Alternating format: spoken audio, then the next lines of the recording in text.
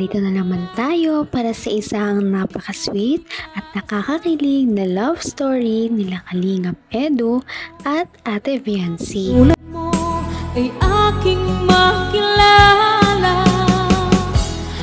Sa pagpapatuloy ng ating video ay kinaganap na nga ang groundbreaking ceremony ng first time sa history ng buong Kalingap team, at ito ang bahay nila Ate Viancy. Kaya naman sobra ang kanyang pagpapasalamat sa buong Kalingap team at sa kanyang mga supporters, dahil kung hindi dahil sa kanila ay mananatili pa rin silang takot tuwing bagyo sa kanilang bahay malapit sa dagat. Kaya naman lahat ay talagang naantig sa story ni Viancy at ng kanyang buhay bilang labandera noong una siyang na-discover ni Dr. Love. Ngayon naman ay malapit na mapatayo ang kanilang bahay, kaya pulubos ang kanyang pagpapasalamat sa buong Kalingap team, lalong-lalo na kay Kalingap Val Santos Matubang at kay Kalingap Rab. Ganon na din sa kanyang ka-love team na si Kalingap Edu. Huwag po kayong magsawa na suportahan po ang bawat isa po sa amin na tinutulungan po ni Kuya Love. Tapos sa Team Kalinga po, kay Kuya Val po, kay Kuya Val Santos Matubang, kay Ate Edna, na siya po yung, si Kuya Val po yung nagsimula ng lahat.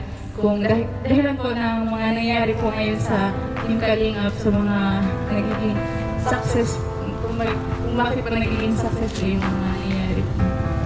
Tapos sa P-Boys po, sa mga sponsor, viewers,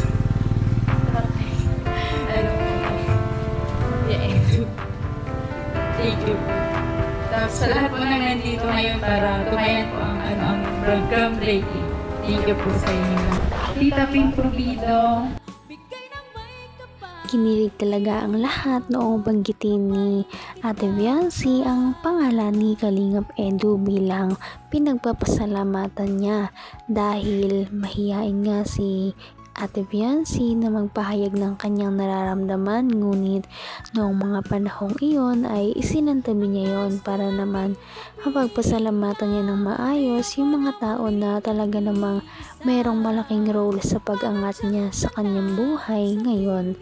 Talaga namang marami ang dumalo sa groundbreaking ceremony na ito, at sure na sure silang hindi nila ito makakalimutan, dahil isang beses lang ito mangyari sa kanilang mga buhay, lalong-lalo na sa buhay nila Ate Viancy na nanggaling talaga sila sa hirap.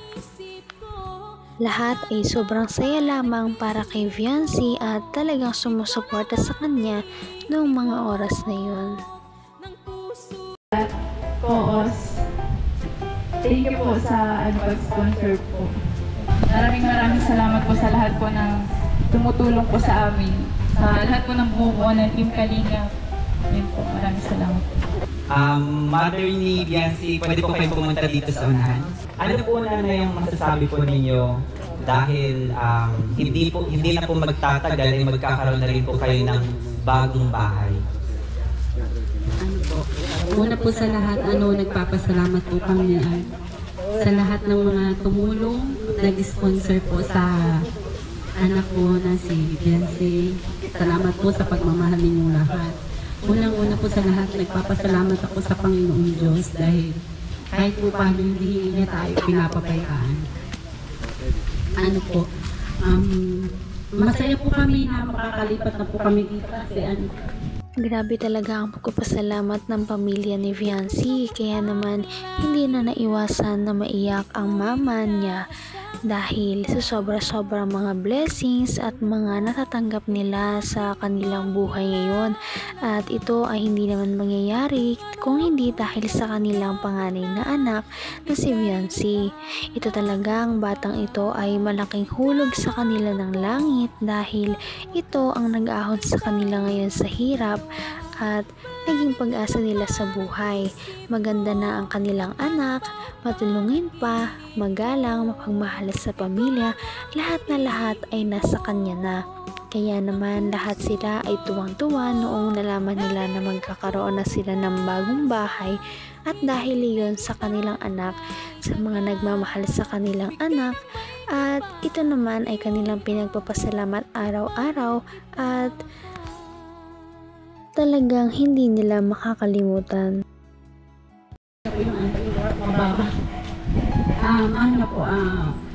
Kasi po hindi na kami ng dagat kasi talagang kinakain na po ng dagat yung bahay na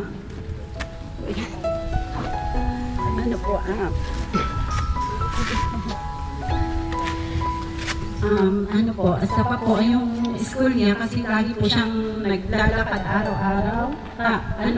Yung pag-uwi po niya wala ng biyahe pag galing sa school. Talagang naawa po ako sa kanya pag umuwi. Pero ngayon dahil na kami ng bahay, sobrang lapit na po at talagang hindi na siya mahihirapan maglakad. Kasi delikado din po yung sa malayo po yun talaga yung nilalakad niya. Kaya sobra pong maraming salamat sa lahat ng mga tumulong, nag-sponsor, lalo Hindi na talaga naiwasan na maiyak ng mama ni Viancy dahil nga sa tinding hirap na kanilang dinanas noong wala pa ang Kalingap team sa kanilang buhay, dahil isang kahig isang tuka talaga ang kanilang pamilya, lalo pat ang kanilang papa o ang haligi ng tahanan nila Viancy ay may sakit pa noon, kaya hindi talaga sila makapagtrabaho ng maayos at kulang talaga ang kinakain nila Viancy sa isang araw.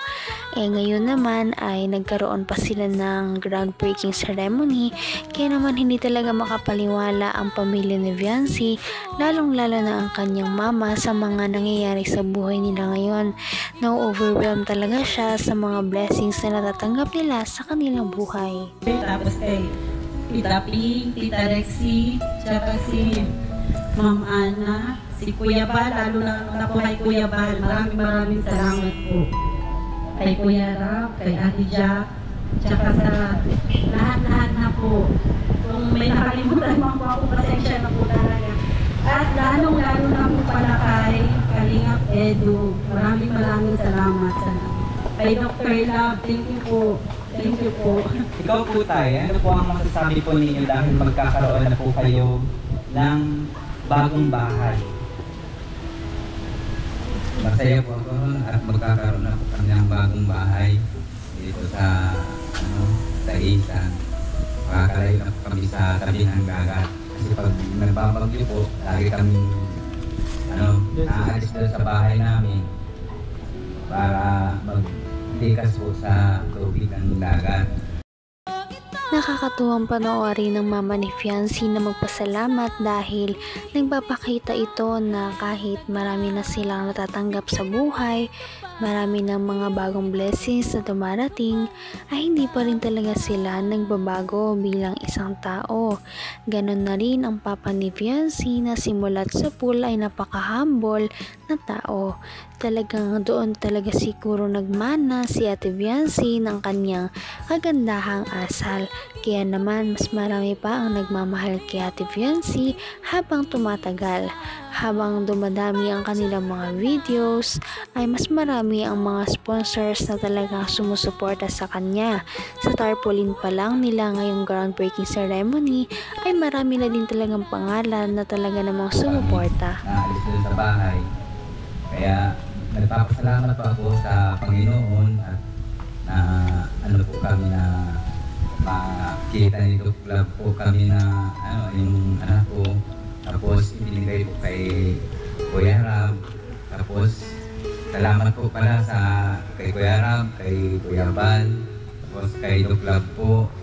At din po kay Ilo sa mga K-Boys po at sa mga nag-sponsor po itong lupa na papabahayan, pati na po sa pabahay. Maraming salamat po sa inyong lahat na mga nag-sponsor. Lubos po kami magpapasalamat sa inyo. Saka sa mga nagmamarathon po, sana tuloy-tuloy lang po ang marathon ng mga vlog ni Kuya Rap, pati kay Kuya Bal po. Lahat po na nila.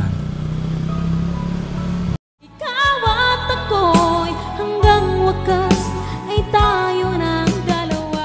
Sa Sana ay tuloy-tuloy na ang pagbaha ng blessings sa buhay nila Ate Viancy dahil kitang-kita naman natin kung gaano sila ka-humble at kung gaano nila ka-deserve ang mga natatanggap nila sa buhay ngayon.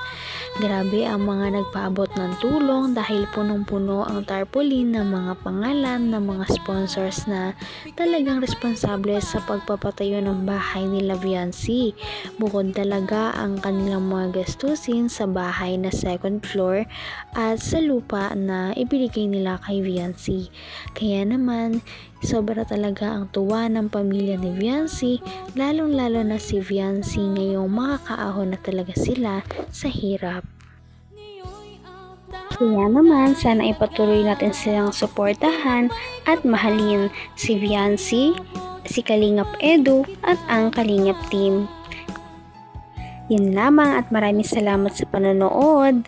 Abangan natin kung magkakatuluyan ba talaga si Kalingap Edu at Viancy. Hanggang sa muli. Bye! Ngayon'y abot